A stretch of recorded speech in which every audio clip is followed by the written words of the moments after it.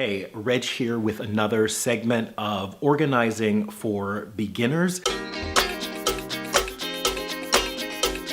This is a world premiere. This is a world. In the first video, I talked a little bit about how you define your community, just learning about the people around you, the people who might be living in your area, or the people who may be vegan like you, or a female like you, or a black like you, and figuring out, what are the things that make your community unique, and learning as much about the history of that community as possible. Now, once you've done that, you might feel like, okay, it's time to jump in and start getting people organized, but it might be difficult to do that if you don't have meaningful relationships with a significant number of people in your community, especially those who represent constituencies that are different than your own. And that is, if you're someone who is, say, middle class and living in a home that you own, you may have difficulty working with someone who is living below the poverty line, who lives in public housing. Now, you may want to take a shortcut and say, hey, you know what? Why don't I just organize with the people that I know?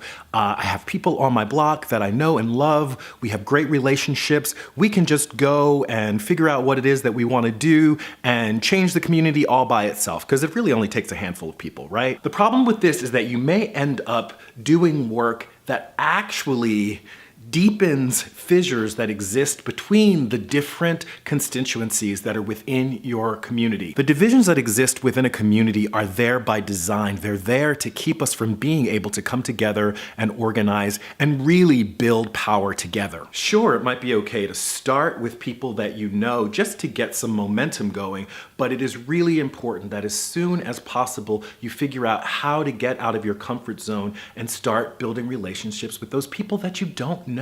So sure, you and your group can get together, you can have a few meetings, you can decide what issue it is in your neighborhood that you want to change, you can march in and talk to your council person and get things going, and the next thing you know, you turn around and you've got a new street sign put in, or you've got flowers put in the park. So sure, you've had a great success, you and your handful of friends have done something that's a great accomplishment, and kudos to you, but you have to be careful when you do this, because you may end up alienating others in your community who don't see the things that you're working on as a priority. It doesn't mean that you can't work on things that are important to you, but if you really are trying to build a network of people in your community, to build power in your community that can make some real, meaningful, and lasting changes that benefit everyone, then you're probably going to want to put the brakes on starting off with the first idea that comes to your mind and spend some time, as I said, getting to know others in your community, getting to know what is important to people who are different than you. So the easiest thing you can do is find out who are the spokespersons for those segments of your community that you're trying to reach. Are there church leaders? Are there teachers? Are there just people on the block who seem to know everyone? Are there old timers who've been living in the community for a very long time and can talk to you about the changes and about the issues that have been meaningful to people over long periods of time? And you can go to places in your community where these different constituencies tend to naturally congregate, and not just to do outreach, but to just be in those spaces, get to hear what people are saying in those spaces, listening to conversations, and just getting yourself more comfortable being around people who are not like you. As you're trying to build your diverse group, you may want to create some outreach materials, maybe a flyer asking a question to people in your neighborhood about the kinds of changes that they would like to see. And here are some things that you might want to think about as you're creating those materials. You want to make them easy to understand, and that's not only making sure that the language is something that people at various educational levels will be able to understand, but just making sure like the print is legible, that someone who maybe has, not very strong eyesight can still, see it and read it. Also, you might want to make sure that if you're creating some type of a flyer trying to engage people in your community, make sure that you create them in the languages that are spoken in your neighborhood, not just in your language. Also, if you're planning some type of a gathering where you can bring together people in your community to talk about what they're interested interests are, to talk about what their needs are and what the issues are. Make sure that you do it in a place that is welcoming to everyone. Try neutral spaces, and certainly try spaces where people don't have to spend money to get there. You also want to make sure that those spaces are accessible for everyone and that they also don't carry stigmas that might make them off-putting to others. For example, you might not want to have a meeting for your community in the police station. Also, don't feel like you have to be everything to everyone. Get some help. Get help from people who are leaders in your community. Get help from people who are comfortable talking in different groups. Also keep in mind that there might be barriers to participation from some people in your community, and that you might want to try to actually help remove those barriers or support people in being able to participate in spite of the fact that they have these barriers. For example, if someone's having trouble feeding their kids, it's going to be really hard to get them to come to a meeting about trash dumping in your neighborhood. So before you try to engage people around a particular issue, or even try to start people gathering to discuss the issues that might be important to your community, things that people hold in common, just keep in mind that there may be some people who are going through things right now that make it really difficult for them to focus on the bigger picture at this point.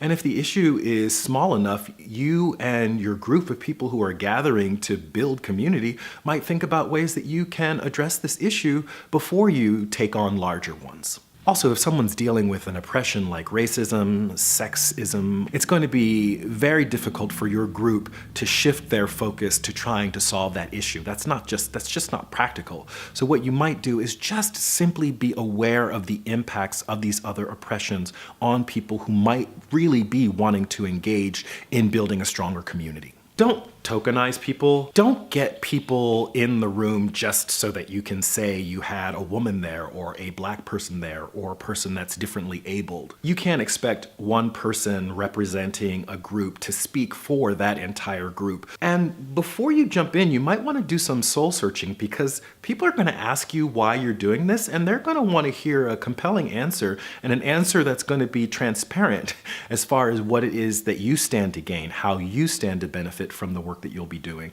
compared to the way that they're going to benefit from the work that's going to be done. So once you start organizing, you're just going to have to be prepared to listen to a lot of people's opinions, to listen to a lot of people's different needs, and listen to a lot of people's personal experiences. If you can master the art of listening, you might find that just by being able to be an ear for people, it might be easier to engage them later on when it's your turn to come to them with an issue that you feel needs to be addressed. The long and the short of it is, building relationships is essential to effective community organizing, and it's a skill that you're just going to have to build. You can check out some of my videos on nonviolent communication, intersectionality, ideology. Building a relationship is building a relationship, and there's nothing that I can tell you that's going to make that process easier for you. The only thing that I will offer as a suggestion is to just live diversely in your community. Try to get to know as many people as possible. Frequent places that cater to people from all different walks of life. And just try to build your comfort level in being with people who are different than you. So how are you building relationships with people in your community? If you decided to hold a meeting tomorrow and invited everyone that you knew, who would show up? And would there be diverse representation in that space? How can you build the number of people that you can depend on to come into spaces to start making changes in your community? That's it for this video. Like it if you like it, share, comment, subscribe. This is Reg signing off. Love yourself. Peace. And I love myself. The world is a ghetto with guns and dick inside.